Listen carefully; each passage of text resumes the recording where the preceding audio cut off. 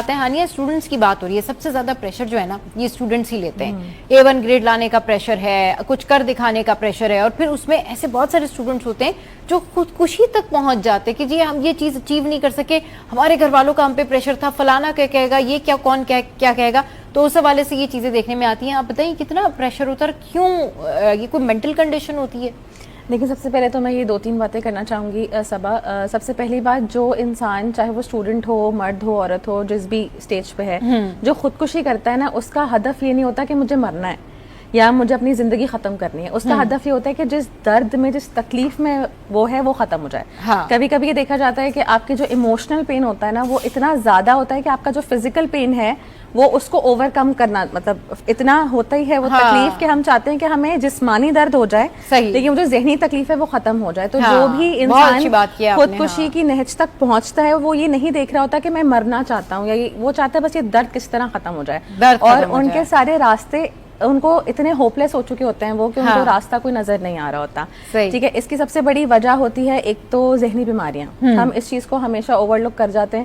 جو بھی انسان خودکشی کا قدم اٹھاتا ہے اس کو بہت جج کیا جاتا ہے, حرام موت مر گیا ہے, اور بھی بہت ساری باتیں ان کے بارے میں کی جاتی ہیں. لیکن یہ چیز ہمیشہ ہماری سوسائٹی میں اوور لک کر دی جاتی ہے کہ وہ جس بیماری سے گزر رہا تھا اس کا علاج تھا. ہم نے اس کو اتنا اسٹگما بنا دیا کہ اس نے ہیلپ بھی نہیں مانگی. ہم نے سائیکولوجیکل پرابلمس کو یا ڈس آرڈرس کو اتنا بڑا ایک المیہ بنا دیا ہے کہ وہ کہتا ہے کہ یار بہتر ہے کہ علاج کے لیے جاؤ, کیونکہ ان کو پتہ ہی نہیں ہے کہ اس کا علاج موجود ہے. They want to die instead. دوسرا, آپ نے اسٹوڈنٹس کی بات کی, تو یہ ساری چیزیں, اب جو اسٹوڈنٹس اوور ایمبیشیس بھی ہوتے ہیں, ان کے اوپر گھر کی طرف سے, اسپیشلی پیرنٹس کی طرف سے بہت پریشر ہوتا ہے.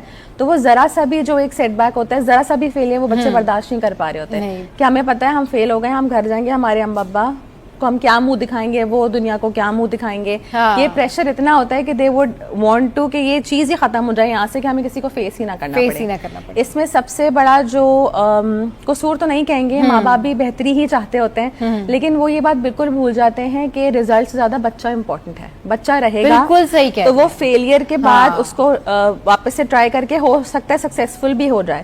لیکن ہم کیا پیرنٹس کیا کرتے ہیں کہ اتنا پریشر ڈالتے ہیں بچے کے, بھلے بچہ چلا جائے, ہماری عزت, اس کے گریڈز, یہ سب برقرار ہے. یہ سب برقرار ہے. اور بہت اچھی بات کی ہانیہ نے کہا کہ بھائی بچہ امپورٹنٹ ہے آپ کا, ریزلٹ اتنا میٹر نہیں کرتا. ریزلٹ میٹر کرتا ہے تب آپ یہ دیکھ رہے ہو کہ بھئی اگر آپ کا بچہ واقعی نہیں پڑھ رہا یا اس کو شوق نہیں ہے تو آپ اس کے اندر بیداری پیدا کر سکتے ہیں, آپ اس کے اندر شوق ڈیولپ کر سکتے ہیں, لیکن کبھی بھی آپ اس کو پریشرائز کر کے اس سے کوئی چیز نہیں کروا سکتے. پھر یہ سچویشن جو ہے وہ اس طرف چلی جاتی ہے.